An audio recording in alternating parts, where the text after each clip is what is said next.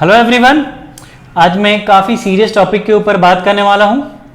आज मैं एक इनकम टैक्स से रिलेटेड फ्रॉड को आपके सामने एक्सपोज करने वाला हूं। आज मैं बताऊंगा कि कैसे इनकम टैक्स रिटर्न फाइलिंग के नाम पे कुछ लोग आपके साथ फ्रॉड कर रहे हैं या फिर आगे फ्रॉड कर सकते हैं, और मैं साथ ही साथ ये भी बताऊंगा कि इस फ्रॉड से आप खुद को कैसे बचा सकते हैं।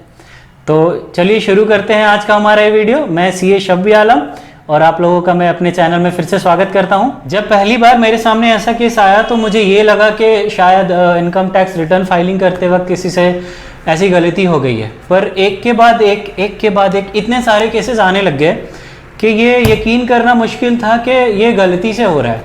तो मुझे ये समझ आने लगा कि कुछ लोग ये जानबूझ के कर रहे हैं ताकि वो आप लोगों को ठग सके। तो सबसे पहले मैं आप लोगों से डिस्कस करूंगा कि आपकी इनकम टैक्स रिटर्न फाइलिंग की प्रोसेस कहाँ पे कंप्लीट होती है और कहाँ पे ये कुछ टैक्स प्रैक्टिशनर्स आपके साथ ऐसा फ्रॉड कर रहे हैं, और मैं ये भी बताऊंगा कि आप इसको कैसे इस फ्रॉड को पकड़ सकते हैं और अपने आप को आपके साथ एक फ्रॉड होने से खुद को बचा सकते। तो सबसे पहले आप ये समझिए कि आपकी इनकम टैक्स रिटर्न फाइलिंग की प्रोसेस कहाँ पे कंप्लीट होती है।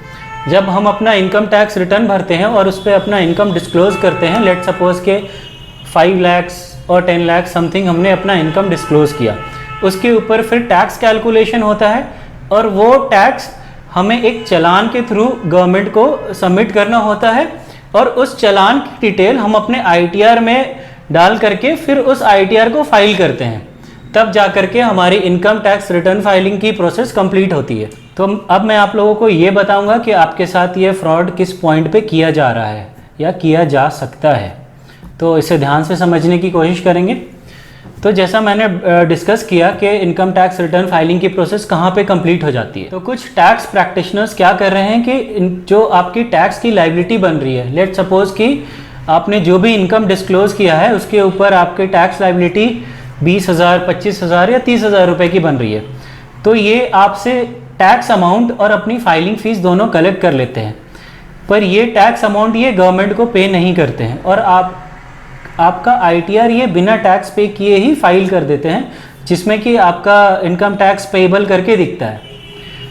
अब ये पैसे तो उसने रख लिए, जो टैक्स के नाम पे पैसे लिए वो उसने खुद ही रख लिए।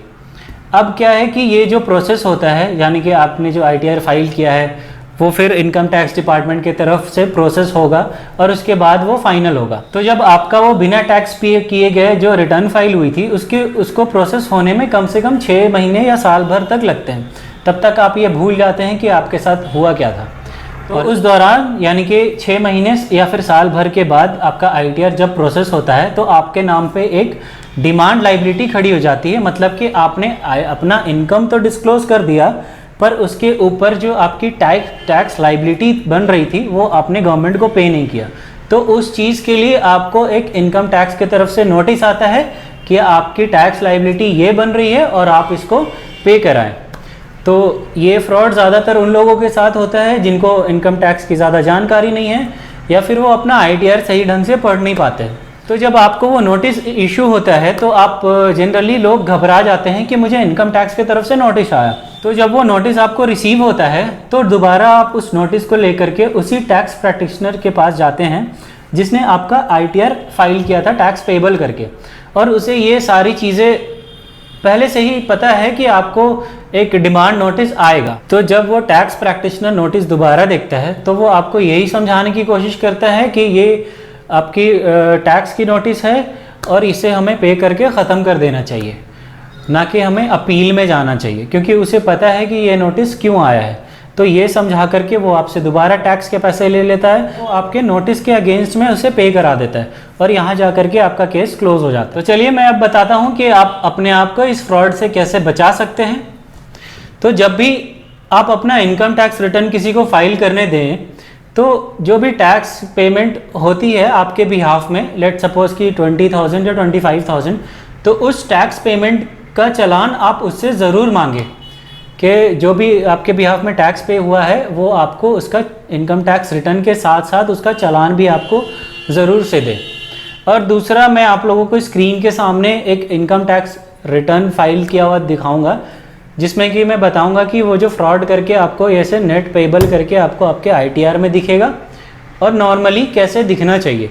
तो चलिए सबसे पहले मैं ये दिखाता हूँ कि ये फ्रॉड वाला ITR आपको कैसे दिखेगा। तो अब जो आप स्क्रीन पे देख रहे हैं वो फ्रॉड करके फाइल किया हुआ ITR है। तो चलिए हम इसे स्टडी करेंगे और समझेंगे कि किस पॉइंट पे आखिर वो फ्रॉड किया गया है। पॉइंट नंबर 1 में आप देख पा रहे हैं कि ग्रॉस टोटल इनकम 4,99,940 रुपीज़ का है। उस पर डिडक्शन क्लेम किया गया है 1,50,000 का, जो आपको पॉइंट नंबर 2 पे दिख रहा है। डिडक्शन क्लेम करने के बाद आपकी टोटल इनकम पॉइंट नंबर 3 पे 3,49,940 रुपीज़ दिख रही है। इस पे टैक्स कैलकुलेट करके आपको पॉइंट नंबर 4 पे नेट टैक्स पेबल करके दिखेगा।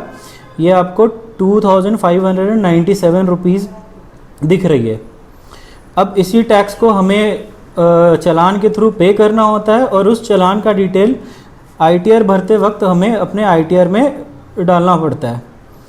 तब जा कर के वो आपको पॉइंट नंबर 7 टैक्सेस पेड के अंदर 7D में सेल्फ असेसमेंट टैक्स के रूप पे दिखेगा, या अगर आप इसे TDS से एडजस्ट कराएंगे तो वो पॉइंट नंबर 7B में दिखेगा। तो इस केस में क्या हुआ है कि टैक्सेस पेड में आपको सारा कुछ ज़ीरो ही दिख रहा है और पॉइंट नंबर 8 पे आप देख सकते हैं कि टैक्स पेएबल यानी कि आपको टैक्स पे करना है 2,600 रुपीज़ का, वो आपको क्लियर इस पे दिख रहा है। तो इस पॉइंट पे ही फ्रॉड किया गया है या फिर किया जा सकता है आपके साथ। जैसे कि आप देख रहे हैं आपके नाम पे कुछ भी टैक्स पे नहीं किया गया है और ये टैक्स पेएबल करके ही फाइल कर दिया गया है। तो इस पॉइंट का आपको ख़ास करके ध्यान रखना है और ऐसे ही आपको अपनी ITR को रीड करना है। तो चलिए आगे बढ़ते हैं दूसरे ITR की तरफ, जो कि बिल्कुल सही और ठीक तरीके से फाइल किया गया है। इसमें भी आपको टोटल इनकम पॉइंट 1 में दिख रहा है, डिडक्शन पॉइंट 2 पे दिख रहा है और पॉइंट 3 पे आपको टोटल इनकम दिख रहा है।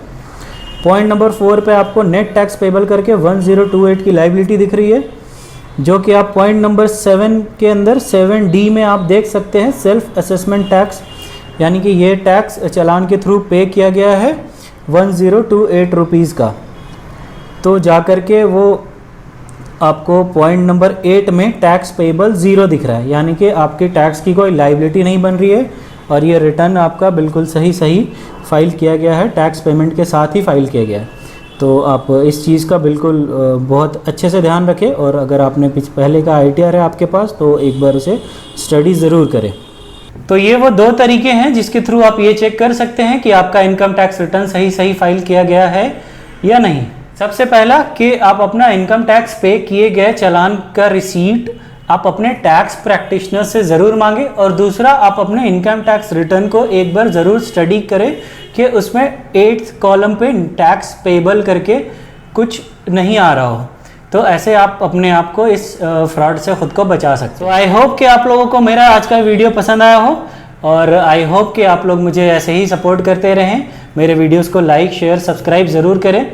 ऐसे ही मैं आप लोगों के सामने आते रहूँगा अलग टॉपिक के साथ और ऐसे ही कुछ और भी टैक्स फ्रॉड्स हैं जिसको मैं आगे के वीडियोस में आपके सामने ज़रूर रखूँगा। तो इसलिए मेरे साथ जुड़े रहें income tax GST and other tax related law की जानकारी के लिए। और आप ज़्यादा जानकारी के लिए मुझे फेसबुक या फिर इंस्टाग्राम पे भी फॉलो कर सकते हैं। तो चलिए मिलते हैं अगले वीडियो में, तब तक के लिए आप अपना ख्याल रखें, जागरूक रहें और ऐसे टैक्स फ्रॉड से बचें। जय हिंद।